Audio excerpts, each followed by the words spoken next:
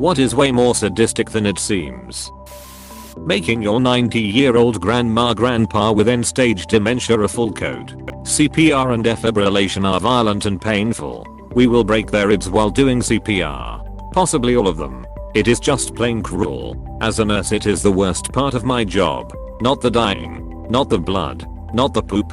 It is the keeping someone alive by force. I understand losing a loved one is painful and horrible. I have been there. But trust me, the kindest thing you could do for them is to let them die peacefully. TV and movies don't make this clear. A friend survived a massive heart attack in part due to CPR and a defibrillator. He said it hurt like hell. Do not get me wrong. CPR and defibrillation have a place and have saved many lives. It is definitely warranted in some cases, but in others it is just cruel. I'm glad your friend made it.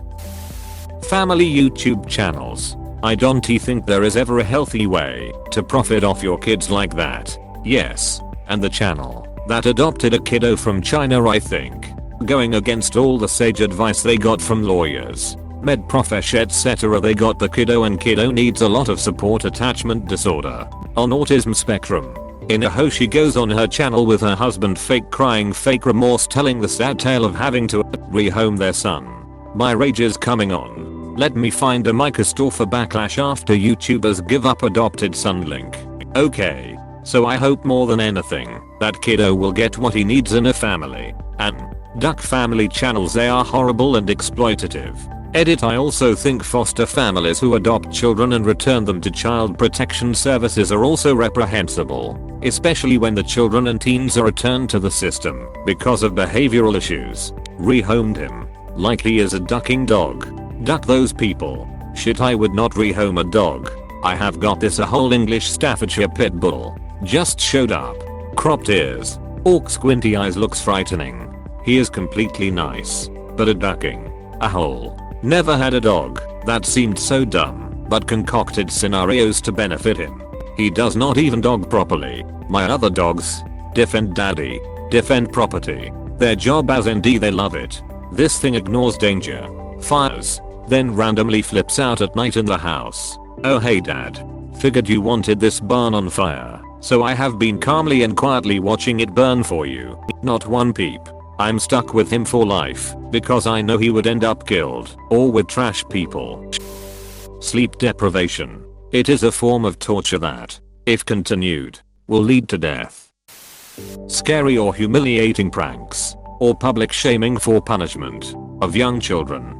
I hate it when people are mean to kids, anyone, really, but 1000% kids, and call it in good fun. If the target is not having fun, it is not fun. It is just sadistic and mean-spirited. Yes, my mom used to tease me and make fun of me for things to no end growing up because you have to learn to laugh at yourself. Yay, it kinda does not work exactly like that. It can absolutely be valuable to not take things too seriously, but to be able to do that in a healthy, balanced way, you need to actually be built up, not just torn down. You just spilled a little bit of juice on your outfit.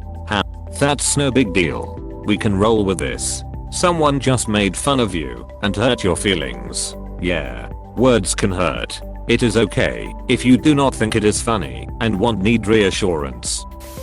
Making someone else debug your code with no comments in a language they have not used in at least 3 years. Flashbacks to last job intensifies with variables having names that make no sense like I, J, K. Peeing all over the public toilet seat. You know someone will desperately need to poop and now you have forced them into a terrible decision. I was so sick of cleaning other women's piss just to sit. They're freaking animals. Now with COVID, people seem tidier. Laughing my butt off, I walked into the bathroom at work on 2 different days last week and there was poop smeared on the toilet seat. 2 different poops. I have seen a brown hand smear on the lid of the toilet before and on 2 separate occasions at separate locations. I have seen poop on the ceiling. No idea how it got there. I hope they did a handstand and shot it out like a cannon instead of fishing it out and flinging it. Or maybe they just squeezed it out so hard that it ricocheted out of the bowl and hit the ceiling. Tiny Tails hamster cages. Kinda wish I would never got on this thread. I'm learning about so many awful things.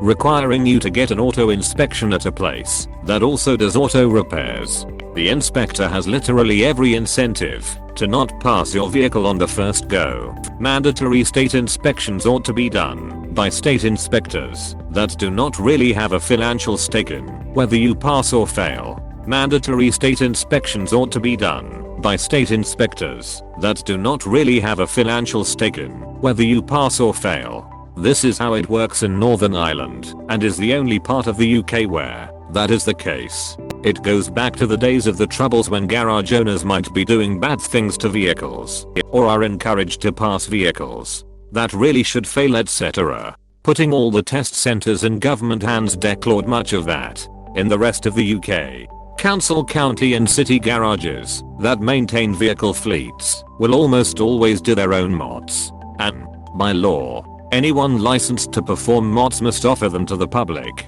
If you call and make an appointment, they can usually fit you in and have no incentive to fail you. In fact, given that you have a right to a retest within 7 days at a time that might not be convenient to their workload, they actually have a slight incentive to not have you come back. It can sometimes take a little work to find out how to make an appointment. I had to hunt down a vague address in an industrial estate and write down the phone number from a sign by the door. But you will not be the only one who does it, so they know the procedure.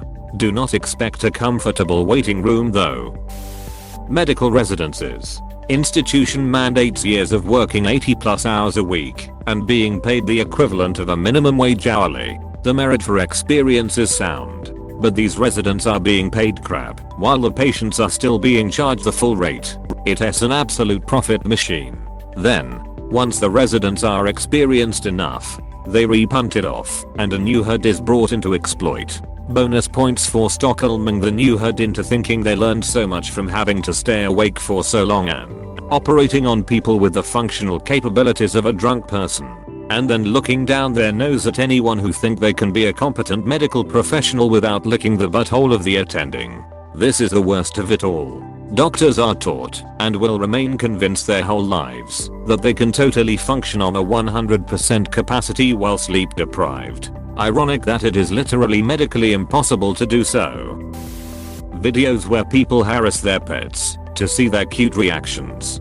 That one viral one going around right now where the owner pretends to give the dog treats, and the third time the dog just looks at the owner and starts growling like, bitch, there better be a goddamn treat there. Not letting kids leave class when they need the bathroom. My parents told me when I was a kid that if I had to go to the bathroom and a teacher would not let me, to just ignore them and go. Only did it a couple times and nothing bad happened. That's what I was told after I peed my pants in elementary school. When my kids started school I told them the same thing. When I was 6 I sharted in class because my teacher was a giant cunt with control issues.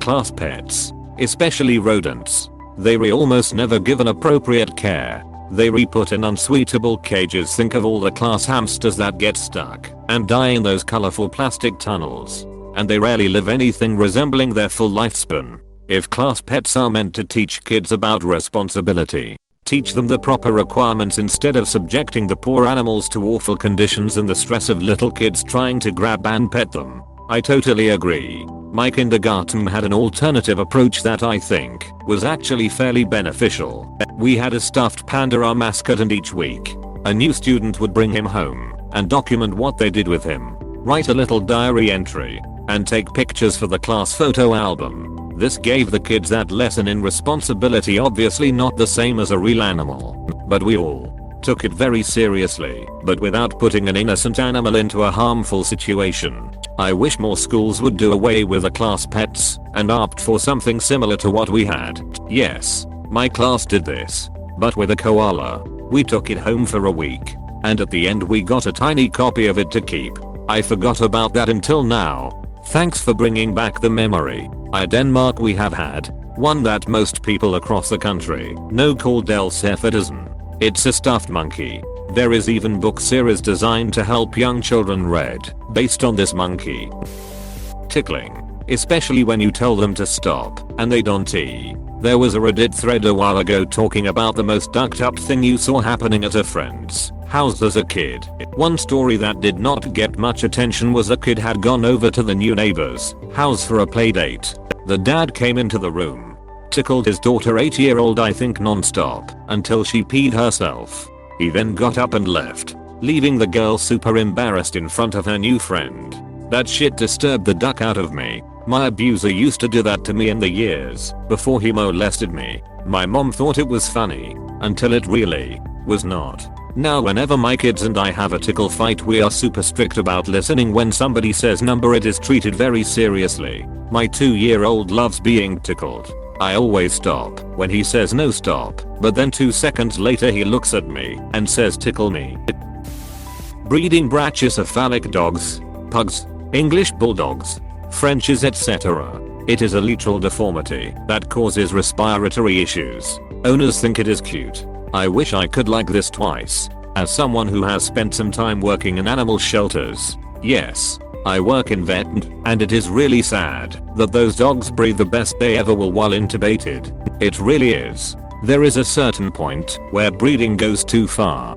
For instance, my cousin used to have 2 Bernese mountain dogs, great dogs, very playful gentle giants with a nice temperament. But because both of them, particularly the male, were so huge, they began suffering from joint problems fairly early in life and did not live longer than 6 years due to heart failure.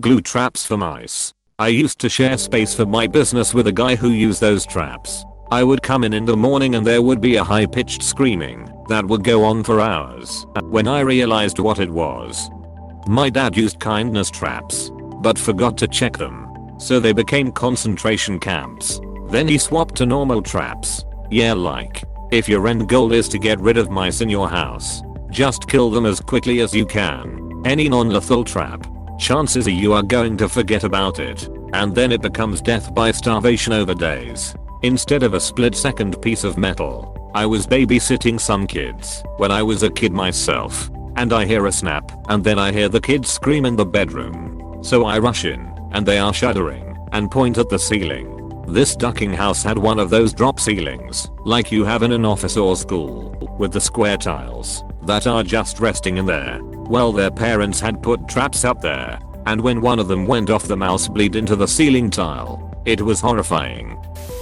Goldfish bowls. Your 1-year-old stunted little goldfish did not live a long time. Felicia.